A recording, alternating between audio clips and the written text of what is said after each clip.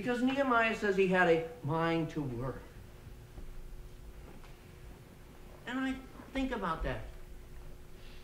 Your mind affects your work, doesn't it?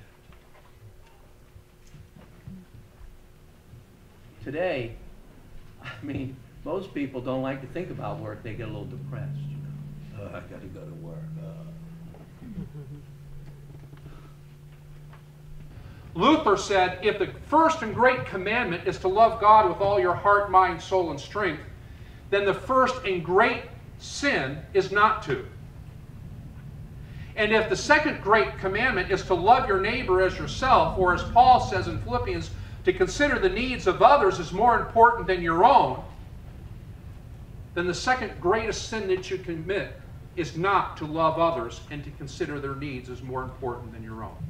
A harsh word, a critical look, a refusal to help, to deny or sacrifice oneself may slip out periodically, but those who have been marked by the blood of Christ cannot forget him. That's right. And sooner or later, our faithful God will so arrange it that that which is lacking and remains shall be rooted up and cast away by the cross of the Lord Jesus Christ. It is the incorporeal, eternal principle which expresses, contemplates, and reflects the state of our being and existence. That's pretty lofty stuff, huh? I wrote that too. Can you believe that?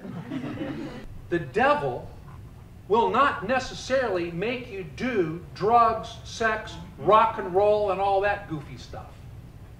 Sometimes we think that the devil has one single agenda: to get you caught up in drugs, alcohol, and illicit sex. And I would suggest to you that is a strategy the devil uses. He's quite good at it. But the devil would be very happy for you to live a moral, upright, pleasing life where you are doing good things and good deeds, as long as you are not believing Christ and doing his will. He doesn't care whether you become a drug addict or addicted to the approval of men. He doesn't care whether you're an alcoholic or whether you've never touched alcohol, you've never touched tobacco, you have no tattoos, no extra orifices on your body, nothing. He's quite happy for you to be wholesome and upright. Just don't believe in Jesus and don't do his will.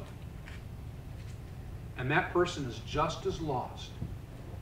We're going to join him at the marriage supper of the Lamb.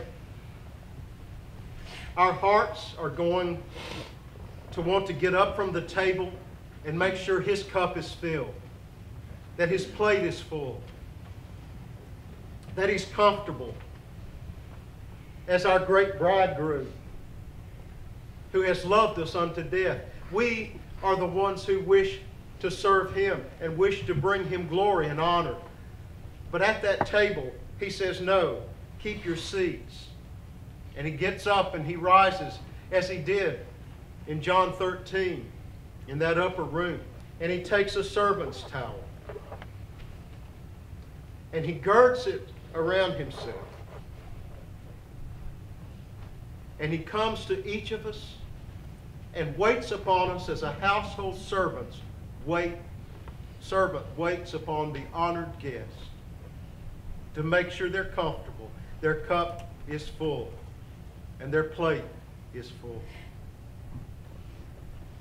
Because it is in his nature to love.